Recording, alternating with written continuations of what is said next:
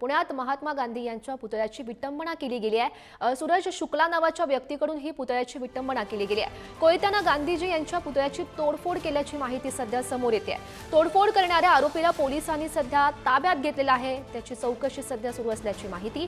पुण्यातील railway station परिसरामध्ये रात्री 11 वाजता ही घटना घडली आणि या संदर्भात अधिकची माहिती जाणून घेऊयात। आमचे प्रतिनिधी बालाजी पोद्दार सध्या आपल्यासोबत आहेत। बालाजी, खरं तरी धक्कादायक म्हणावं लागेल, महात्मा गांधी यांच्या पुतळ्याची विटंबना केली गेलेली आहे।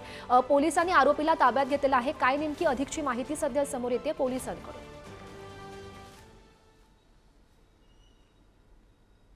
पोलिसांनी आरोपीला ताब्यात घेतलेला आहे। सूरज शुक्ला नावाचा हा व्यक्ती रात्री 11च्या सुमारास पुणे रेल्वे स्टेशन परिसरात महात्मा गांधी यांचा जो पूर्णाकृती पुतळा आहे त्या पुतळ्याची विटंबना कोयत्याने केलेली आहे आणि याचे समाजामध्ये काही परिणाम होणे याची दक्षता सुद्धा पोलिसांकडून घेण्यात येते। पोलिसांकडून आता आवाहन करण्यात येते की सर्वांनी शांततेमध्ये राहावं, कारण हा जो प्रकार आहे त्याचा तपास सुरू आहे। या व्यक्तीला नेमकं कुणी तिथं पाठवलं, याची मानसिक स्थिती बरोबर होती का, याचा काही हेतू होता, या सगळ्याचा तपास जो आहे तो बंड गार्डन पोलिसांकडून आता करण्यात येतोय। रात्रीपासून या व्यक्तीची चौकशी करण्यात येते।